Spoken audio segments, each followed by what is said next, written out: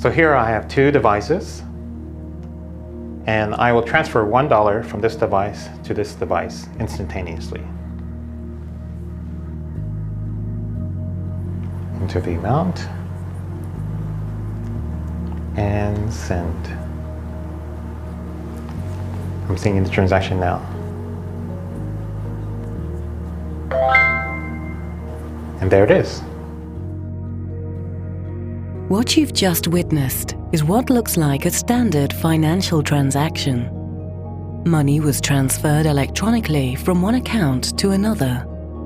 But while it appears like an ordinary bank transfer, it may perhaps be the most revolutionary technology you're likely to see in your lifetime. This technology is called Bitcoin.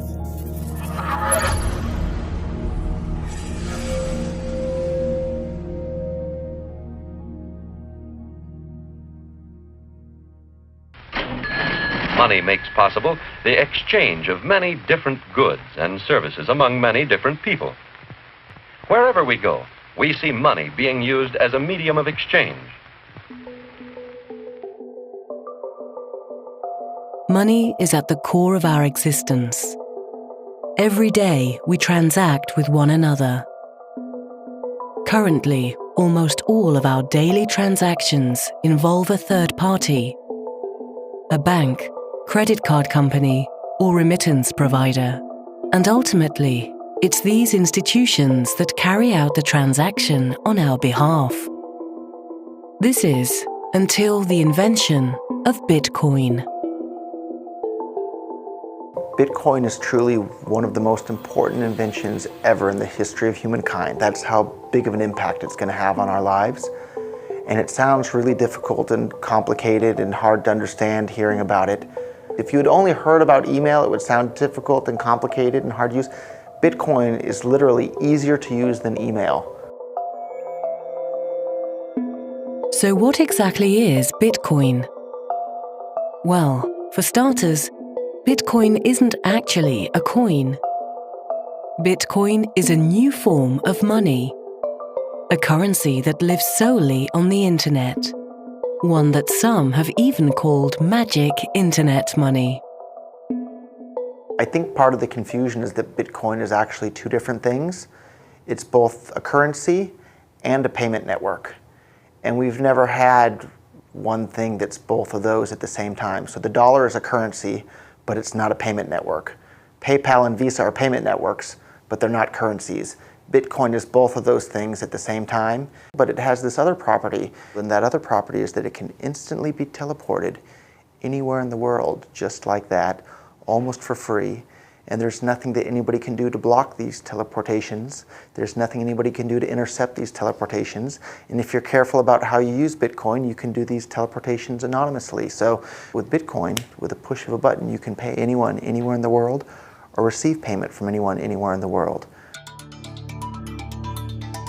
In the aftermath of the global financial crisis, an author using the pseudonym Satoshi Nakamoto posted a 9-page document onto an online forum. The document, titled Bitcoin, a peer-to-peer electronic cash system, would soon become the building block for what is today the first fully working concept of decentralized money. These are the daily candles of Bitcoin just in the backdrop. But I want to talk about these trend lines. You've seen them on other presentations even earlier today. I started out working at Bear Stearns back in 2007, so about a year and a half or so before the financial crisis really started to hit. And after Bear Stearns, I joined JP Morgan, where I became a VP, and that was my last job. All of these jobs were either Midtown or downtown Manhattan. Tone Vase is a Wall Street veteran. A former VP at JP Morgan, he now spends his time studying and educating audiences about Bitcoin. Bitcoin is generally difficult to explain. You want to try and break it down as simple as you can. So the simplest way is basically, it's like a message. It's a digital message that you're passing. And normally, we're all used to computers. We're all sending emails, we're all sending pictures, but you're always sending a copy. Anytime you hit the send button in a computer, you always retain a copy, you always retain the original. And when it comes to financial transactions, you hit the send button and you have an intermediary, the bank, that is moving money from one account to another. And this is the problem that Bitcoin solved. It was able to take something digital, and when you hit the send button, you're not actually sending a copy. You're actually sending a digital object. At its core, Bitcoin is basically a new monetary system. However, Bitcoin is unlike any other system we've seen in the past because it isn't centralized in one place. This decentralized nature of the Bitcoin platform is one of the things that make it so unique and world-changing. We're all familiar with PayPal or Visa or Bank of whatever. All of these traditional services that we're used to control who's allowed to have an account, who can send money from who, from what countries users can send money to other countries' users. With Bitcoin, there is no entity that's controlling any of that. There's just this software protocol that anyone can write software to interact with, and then anyone can install that software on their phone or on their computer. And once they have the software installed, they can now interact with anyone else, anywhere in the entire world that's also using the Bitcoin software. This software that runs the Bitcoin protocol is commonly called a wallet, a digital purse which stores and allows the holder to move Bitcoins from one wallet to another. The Bitcoin protocol is open source, meaning that the programming code is freely available to add to and redistribute. In this way, similar to anyone being able to add a new website to the World Wide Web, programmers are able to add new products to the Bitcoin network. We have Jason, for whom this is very late evening because he is in Australia, and we're about to do Jason's first Bitcoin transaction over Skype as our medium, so everyone can see how quick and easy it is. On my end, I will hit send, and Jason is going to hit request. So when he hits request, a QR code should have displayed in the middle of your screen. And he's going to put it up to the camera of Skype so I can scan it with the camera in my cell phone. All right, I see the QR code. My phone is trying to scan it. And there it is. I scanned it. So I feel kind of generous. Let's send Jason $5. So I have just sent Jason $5 in Bitcoin. And let me know when it's registering on your end that you have $5 worth of Bitcoin. And there it is. Okay, so that took about 10 to 15 seconds.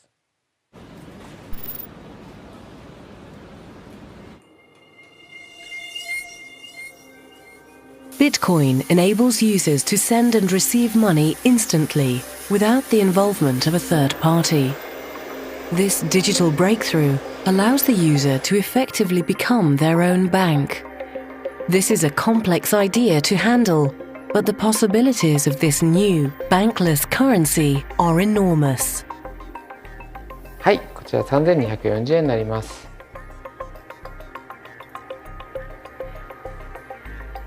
With the exception of actually handing physical cash to you, generally we have to rely on third parties for lots of different payments, be it credit cards or wire transfers internationally, or even sort of keeping cash under your bed, storing large amounts of cash, we use banks. And what Bitcoin does is allow us to do all of those things without any third parties. So in that sense, we can be our own bank, we can be our own payment system, we can be our own international wire system, we can be our own remittance system, we can do all of these things without relying on any other third parties. That's what Bitcoin allows us to do.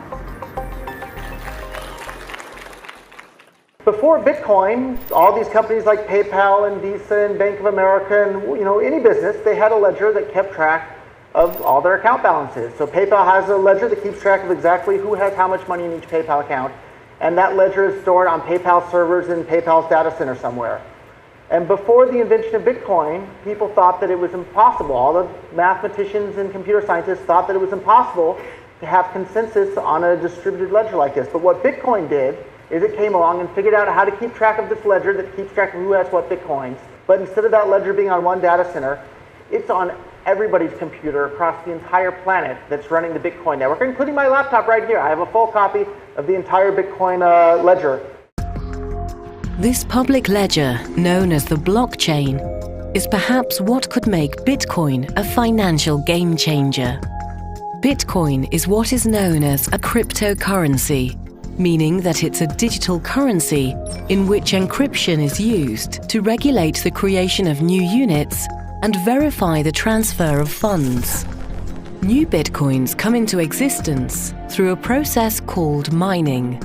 A miner is a person or entity who runs a very powerful computer in an effort to solve a complex mathematical puzzle known as a block.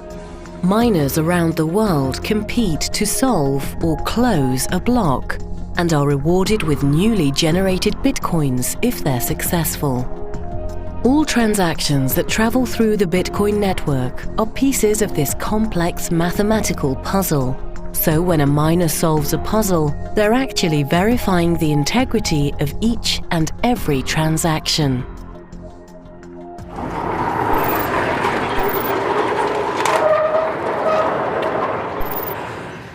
Welcome! This is one giant abandoned recycling plant. We've got incinerators over there, those two big silos. Right around this wall, we have a megawatt worth of solar panels. It's a lot. That's about as much as what we consume. So we're going to be able to offset our electrical costs completely. This is a work in progress, but a Bitcoin mine is a group of computers that contribute its processing power to facilitating Bitcoin transfers and the security of the network. Yeah, it is one big supercomputer, and all of these individual computers are kind of throwing guesses at this mathematical problem. And it's a very difficult problem. It takes lots and lots of computers to guess it. Once that guess is correct, that is sent to all the rest of the computers, and with that answer, they record all the transactions that have been done up to that point. It's a very secure system for facilitating transfers, recording transfers, and making sure that no kind of shady work has been done. Because there's some methods in financial transactions where you could double spend, and this whole blockchain thing is one great method of make sure that doesn't happen. Say if Alice wants to send Bob an email, what would happen under the hood is that along the path of the email across the network, her email gets copied in many places of the network. And eventually the final copy will be relayed to Bob. That's how email works, that's how digital transfers work, and that's how it should work for the majority of digital transfers. That's well and good. However, in the case of money, that would be disastrous if that were to be the way that money was transferred digitally. You don't want copies of the same dollar bill to exist on the network. That would ruin the scarcity premise of money. And so this was the problem that Satoshi Nakamoto tackled with the creation of Bitcoin. And so what happens with Bitcoin, the Bitcoin's blockchain, is that when Alice wants to send one Bitcoin to Bob, she creates a transaction, and that transaction gets copied across the entire network. However, this is different than, say, a single email, because that transaction has embedded in it instructions to the rest of the network that says, from here on out, control over this Bitcoin is now conferred to Bob. Okay? And the rest of the network honors that. One time I realized that, wow, Bitcoin is really difficult for people to understand, as I spent the whole evening explaining Bitcoin to a friend of mine, and then I got home that night and she posted on my Facebook page and she goes, yeah, I was thinking more about Bitcoins and you were explaining Bitcoin mining, and does that mean that Bitcoins are originally underground? And I realized that Bitcoin's a difficult concept for people to understand, and especially Bitcoin mining as well, because Bitcoins are not originally underground. For new users, Bitcoin can be a difficult concept to understand. Bitcoins aren't physical, and they certainly aren't underground. However, there are some interesting similarities between Bitcoin and a precious metal that is found underground: gold. gold has been money and a store of value for thousands of years. Today, gold is mined all over the world. The amount of gold that can be extracted from the ground decreases over the life of a mine, until eventually the mine is exhausted of all of its gold. Bitcoins are also mined in a similar fashion.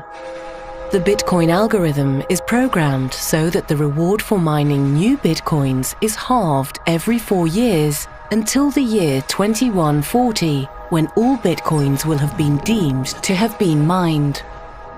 Perhaps the mysterious creator behind Bitcoin was trying to mimic the attributes of gold, almost as if to create a digital gold coin which could be divided and then sent instantly around the world.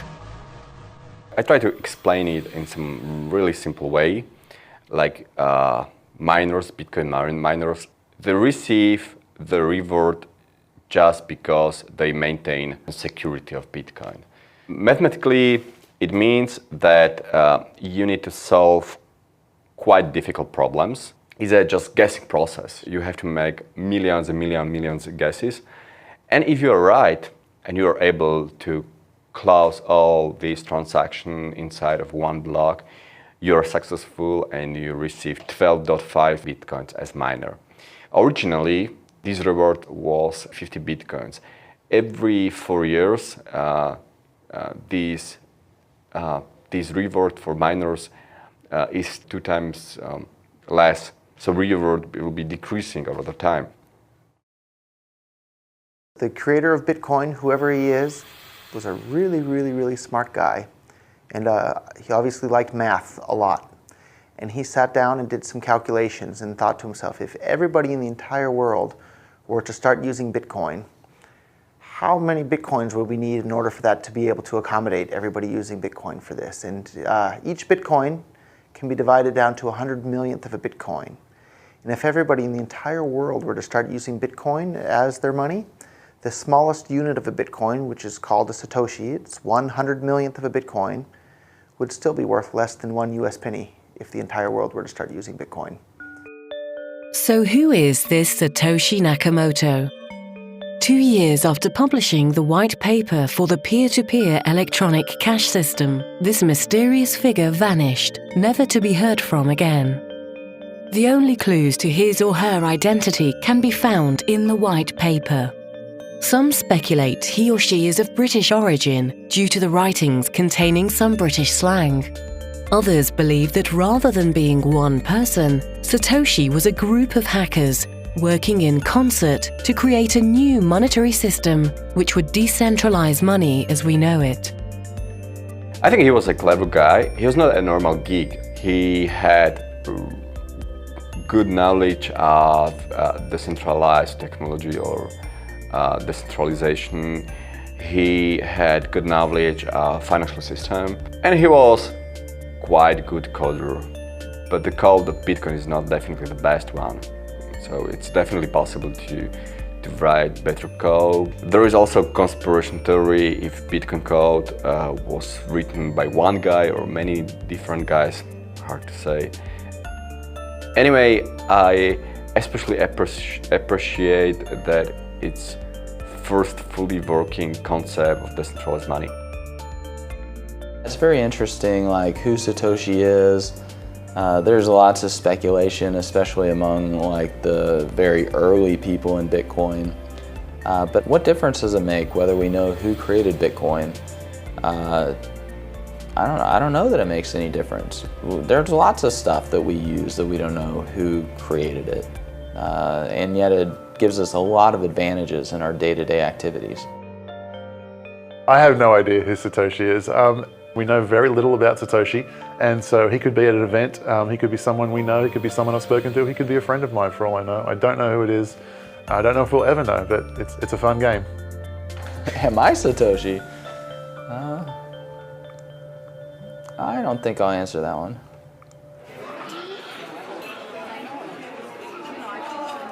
Regardless of the true identity of Satoshi, what he or she has invented could have profound effects on how our world evolves into the future. ビットコインで支払うとなんかかっこいいな。そんな感じです。最先端を行ってるっていう感じ。Because Bitcoin enables the user to act as their own bank, in essence, it frees the user from the traditional gatekeepers to their wealth. ビットコインはクレジットカードと違って支払いのサイトが、今まででしたら1ヶ月とか、60日後とかにカード会社からお店に支払われるものがビットコインだとそのサイクルが自由に決められますので非常に扱いやすいものだと思います。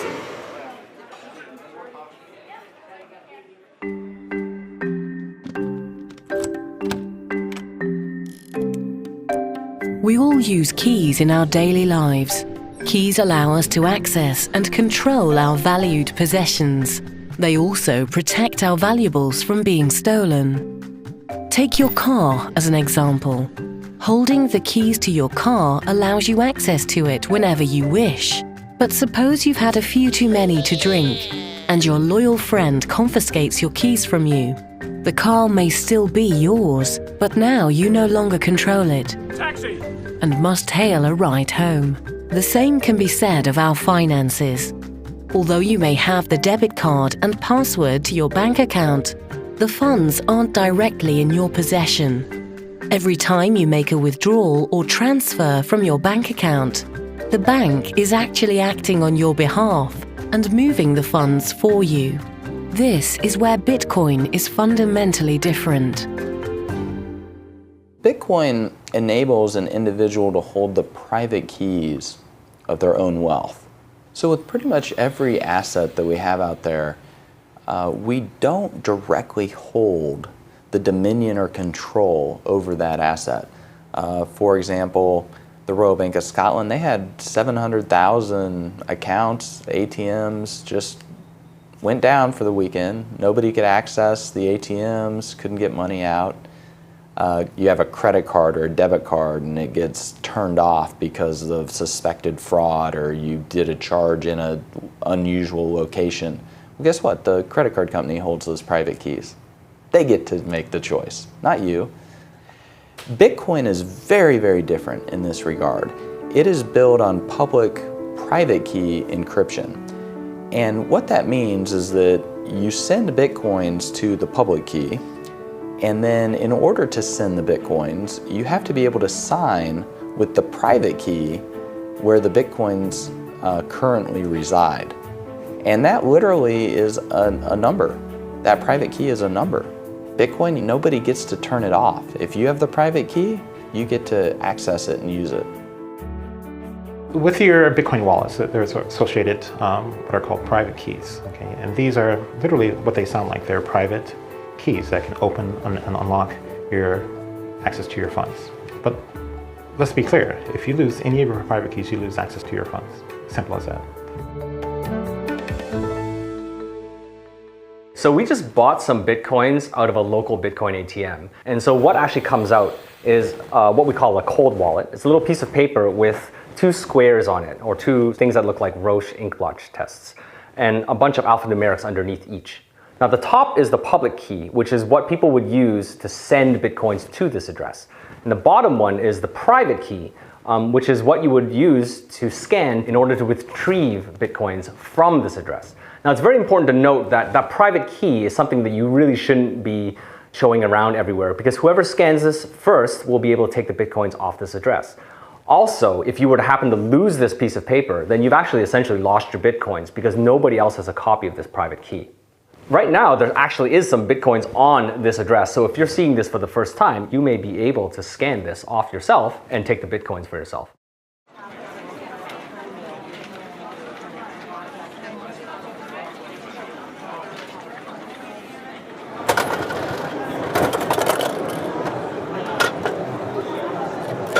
So here is a Satori coin.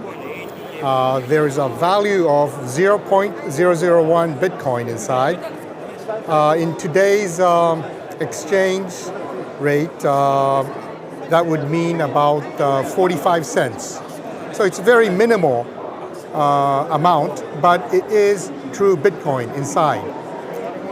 Now, how to redeem the value out of this token, one would have to peel off the hologram sticker in the back. Here we go. And then a QR code would be exposed. And this QR code is the private key information, which is essentially like a password. And with this private key, and only with this private key, one can redeem, you can import that value to your Bitcoin wallet.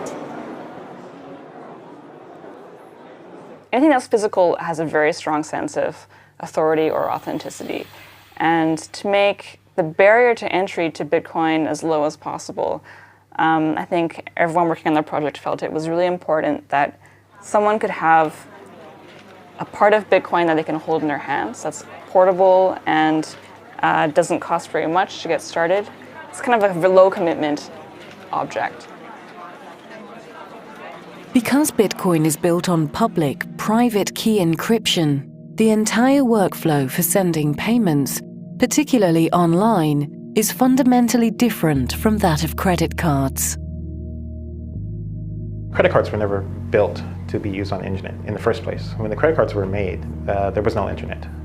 So a pull system is that you've given the authorization to the merchant or the credit card issuer to pull from your bank account whenever it is that they feel that they have the right to do so. With a credit card, whenever you want to initiate a transaction, you are effectively giving the keys to the merchant, right? And you give your keys to every merchant you deal with. So every time you make a transaction, for example, online or so, you're taking a risk because you're entrusting the merchant with this very personal information, which they could then take to initiate transactions as well if they wanted to. Whereas Bitcoin, it's a completely different model where the control is more weighted towards the consumer. The consumer then pushes their funds to you. And then if you're doing an internet service, right, you could broadcast a Bitcoin address and anyone in the world could send Bitcoin to you. If you were a band, a musical band, and you're performing on a concert and your concert was being broadcast around the world, if you put up on the stage a sign that had a Bitcoin address, well, you could be funded by anyone who's watching that broadcast anytime they watched it from that point onward.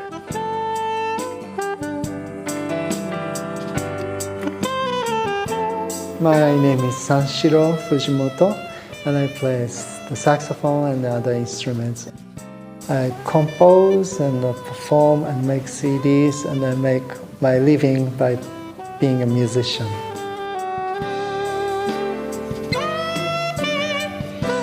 Today's small live show I did without no admission fee, and if you appreciate my music, then you can tip me. By tipping, you don't know how much. You might get zero, or if your performance is great, you might get more than you think. So that makes me play better.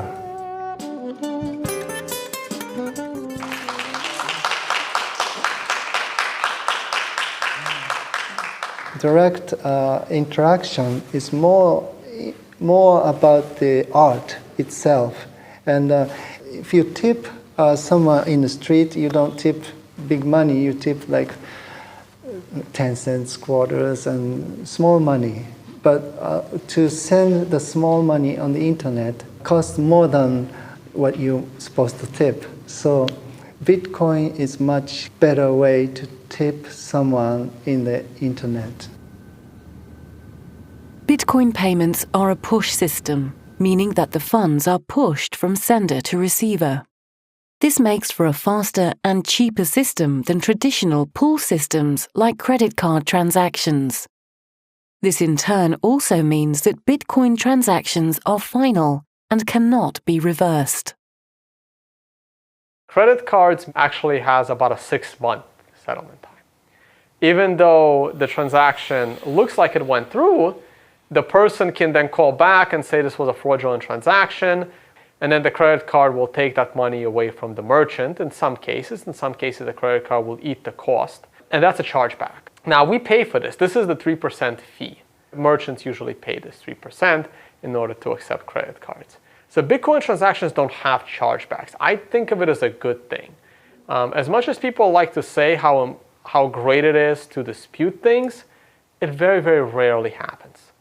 Almost never do you order something from a legitimate company and you were not satisfied and then the company did not solve your problem. Most of the time this situation happens is when your credit card is actually stolen. And your credit card can always be stolen. Everyone's credit card is all over the internet. Is just luck or bad luck if your credit card happens to be used in a fraudulent transaction. We have some businesses accepting Bitcoin, mostly restaurants, for example. We have some restaurants here set up in Acapulco. For merchants, when they accept Bitcoin, is for them to have another option, an innovative option. And for them, they have a lot of advantages. We don't charge what the credit card fees charge every time they slide the card, 3, 4, 5, even 10%, depending on the credit card. We don't charge anything. We don't have a minimum fee. You can pay 10 pesos, 50 pesos. We don't have a minimum. With Bitcoin payments lowering the cost of doing business and eliminating the possibility of fraudulent transactions, companies ranging from mom-and-pop stores to multinational corporations have started to embrace this new way to transfer value. This is Harvard Medical School, and this is Harvard Chair. I visited here, it's 1997 to 1999. 僕らは今ファックスを使ってますけれども、今は Facebook とか SNS でもうすぐ写真でね、旅行行く時もパスポートもファックスを取らずに送ることができます。ということはファックスはもう未来ないと。そしたらクレジットカードとかそれからお金ですよね。その未来はどうなるのかといった時に仮想通貨っていうのが脚光を浴びるだろうというふうなことを考えました。でそういったようなことを考えると特に国際派でありたいと思っているということも含めて、できれば日本で医療機関であるいは歯科医院で一番初めに導入するということによってこれから一緒にビットコインと成長することができるんじゃないかというふうに思ったわけです。The first large publicly traded company to accept Bitcoin is Overstock, and they now ship goods to over 200 countries.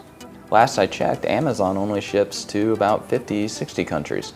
So they're seeding entire markets with entire populations in the billions, not even fighting for that market share. Additionally, if Amazon accepted Bitcoin, there would be no fraud, there would be no chargebacks, so it would lower their costs.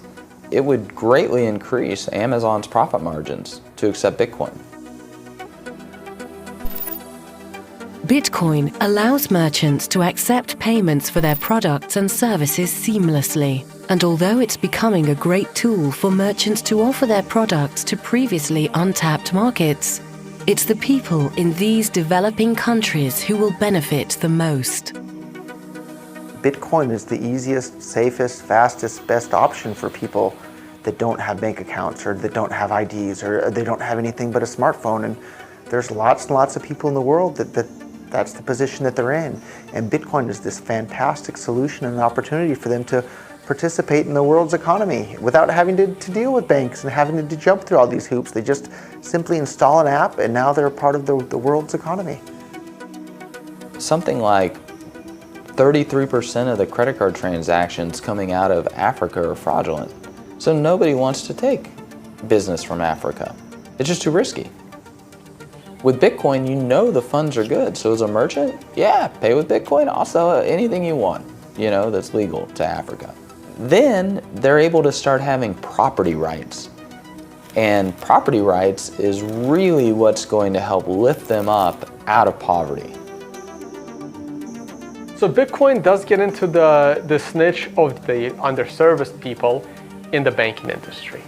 So a lot of third world countries, they may not have access to bank accounts, they might not even have IDs to open a bank account. But if they have cell phones and if they have access to the internet, they can now have the equivalent of a bank in their cell phone. According to the latest World Bank figures, There are approximately 2 billion unbanked people throughout the developing world. The adoption and use of Bitcoin in these countries could transform this human rights issue and allow the unbanked population of the world to participate in the global economy. For the first time in the entire history of the world, anyone can now send or receive any amount of money with anyone else, anywhere, instantly, basically for free, and it's impossible for anyone, including governments, to stop them from doing that. And as much as I love gold can't do that, right? Think about that. Here, anybody in this room, you can now send and receive any amount of money with anyone, anywhere in the world, right now, and there's nothing that anybody can do to stop that. That was not possible before the invention of Bitcoin, and that is a fundamentally world-changing technology for every single human being on the planet. WikiLeaks was able to find funding through Bitcoin.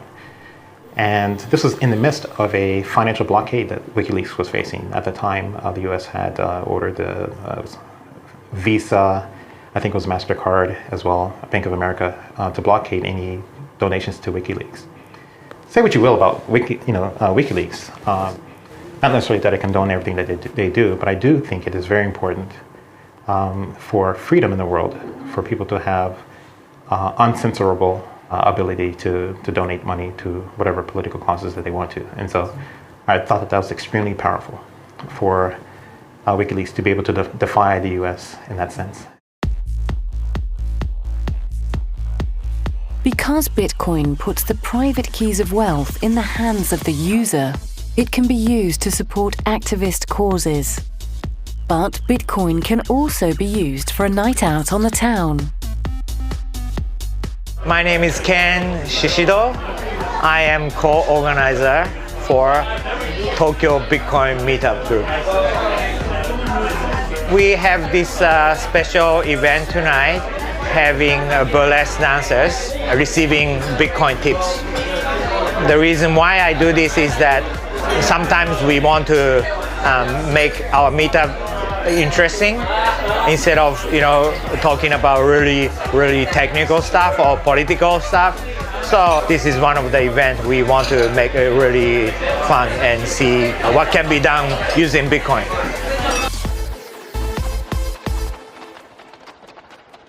Currently, if you're living in most countries, buying things is not a problem. You have credit cards, you can still use cash, and to me, that is not the true use of Bitcoin. The true use of Bitcoin is to give you financial privacy, which I find extremely important. During the global financial crisis, as cracks in the financial system spread, institutions once thought to be invincible were shown to be vulnerable. As we now know, governments around the world were forced to bail out financial institutions. A bailout is when government takes taxpayer money and gives it to an irresponsible financial institution to bail out their mistakes.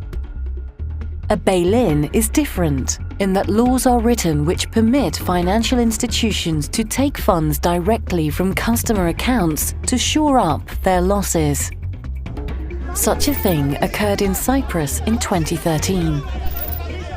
When I started learning about Bitcoin back in 2013, especially during the Cyprus event, when banks were shut down and money was confiscated from people, I remember telling my coworkers, some of the PhDs, the quants, this is really bad. This is actually gonna probably start happening in many other Western countries. And they were all laughing at me saying, no, it's just Cyprus, it'll never happen here.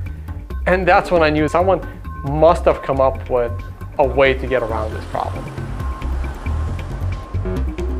When a depositor deposits dollars or euros into the bank, title to the dollars or euros transfers to the bank, and those depositors become unsecured creditors of the bank.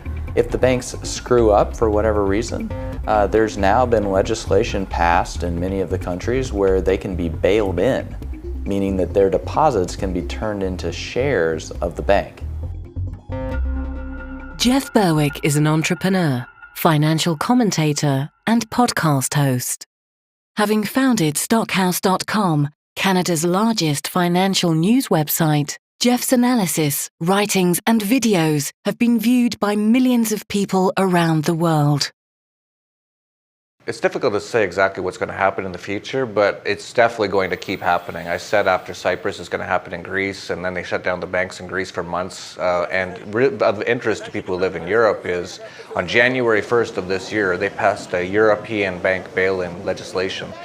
So that should be a huge wake-up call to people that they're doing that. So in Cyprus, they didn't actually pass it before. So in Cyprus, they closed the banks. Then they came up with some legislation and said the banks could just take their customers' money to keep afloat. So they didn't even have that legislation, and they did that in Cyprus. Now they already have it in place, so they know what's coming. I see Bitcoin as a way to protect and hide your assets. And we're not saying this is bad. I'm not saying that only criminals hide their assets. No. People that have worked hard and they've paid taxes and they've done everything, and like what happened in Greece and Cyprus, where money in bank accounts was just confiscated. So if the next time the banking system gets in trouble, it could be users' accounts that are rated to help fund the banking system. We're talking people with significant money, 100,000, 200,000, but it's legal money. They've worked hard for it. Some economists believe that the global financial crisis of the last decade was just a precursor to a much larger calamity. If this is the case, how will governments react in response to the next failure of our financial system? Unlike the current banking system, Bitcoin allows individuals to hold the private keys to their wealth. However, this also comes with the added responsibility of securing the Bitcoins. With Bitcoin, you're in 100% complete control of your own money, but that also means you're 100% responsible for what happens to your own money. So it's your job to make sure that you keep your Bitcoin safe. People are used to things like credit cards and bank accounts and PayPal, and if your credit card gets stolen, you just call the credit card company and they cancel it, and that's the end of it. If your Bitcoins get stolen, there's nobody that you can call to ask for help. But the other side of the coin there is that there's nobody that you have to call to ask for permission to use your Bitcoins however you want. So it cuts both ways. Mt. Gox, the Tokyo-based Bitcoin exchange, has filed for bankruptcy protection. The announcement comes days after the exchange announced that as much as $450 million of the virtual currency had gone missing. CEO Mark Capelli's apologized and bowed deeply on Japanese television. It remains unclear if the missing Bitcoins were stolen, voided by technological flaws, or both. So actually, this is the old Mt. Gox building. Mt. Gox was the biggest Bitcoin exchange that ever existed. I think at some point they were doing over like $100 million a day worth of volume. And they collapsed in quite a spectacular fashion in 2014. I think the size of the losses amounted to over $450 million. They claim to have lost 850,000 Bitcoins, of which 200,000 were found afterwards in some old wallet. People were putting money in and essentially giving them their Bitcoins, giving them the control of the private keys. And the irony is that exact centralization risk is what Bitcoin is supposed to free us from. And Mt. Gox just took all of the decentralized nature of Bitcoin and put it into one company with a lot of people's money. And then on top of that, put the control of that company's finances under one person who has the keys to the kingdom. We've probably seen over the last 2 or 3 years, by my count, probably somewhere between half a dozen to upwards of 10 different major hacks of companies that are involved in Bitcoin. And one thing you have to understand is that Bitcoin is fundamentally different from securing an asset that's held within the regular financial space. With Bitcoin, if you ever get access to the private key to someone's wallet, you can initiate a transaction outside of the infrastructure of that company without their knowledge. That's unlike anything that exists currently in the financial space, where if you want to take money out of that target, you have to have infiltrated their infrastructure. I think it's part of the mentality where people are trained not to trust themselves with their own money. And so everybody puts their money in a bank for safekeeping. And so that sort of mentality where you put your money in some pooled company whose sole purpose is to safeguard it, that is a really hard stigma to break, to change. And I think this is the thing that's the most challenging about Bitcoin, is that it challenges people to question that stigma. It challenges people to take control of your own money and value and to safeguard it yourself. As we know, at this time, Bitcoin is quite secure. If you have more than half of Bitcoin network power, you can take a control of the Bitcoin network. But technically, this is really hard. When we consider the current Bitcoin power, it's almost impossible. So from this point of view, Bitcoin is much secure than the biggest and the most secure portals of some biggest banks in the world. The problem is that many people do not trust Bitcoin just because there were a lot of news about hacking some Bitcoin portals and some exchange services and so on. The problem is that like all services based on Bitcoins is not a Bitcoin, itself. So you cannot associate the security of Bitcoin-based services with the Bitcoin itself. The collapse of the Mt. Gox Bitcoin exchange in 2014 caused much confusion and skepticism about the security of Bitcoin. However, years after the collapse of the once largest Bitcoin exchange, Bitcoin is now on the radar of many institutions within the financial industry. The big question, the conversation you'd hear, is that the question was whether blockchain technology would impact the financial industry. And now, if you go to the trade shows and you listen to the media, the question is not whether, the question is how blockchain technology will impact and transform the financial industry. It's now a foregone conclusion that blockchain technology will impact the financial industry in a major way. So that's where we are now. But we weren't always there. If you look just 3 years ago, 2 years ago, the attitude was that Bitcoin was almost a laughable concept, and it was a non-sustainable system, and it couldn't be applied in the financial space. In Japan, the virtual currency law has passed in the lower house, and hopefully actually it will pass in the upper house as well in the very near future. That means actually government recognizes the existence of the virtual currency and trying to actually set some regulations and trying to actually support the business.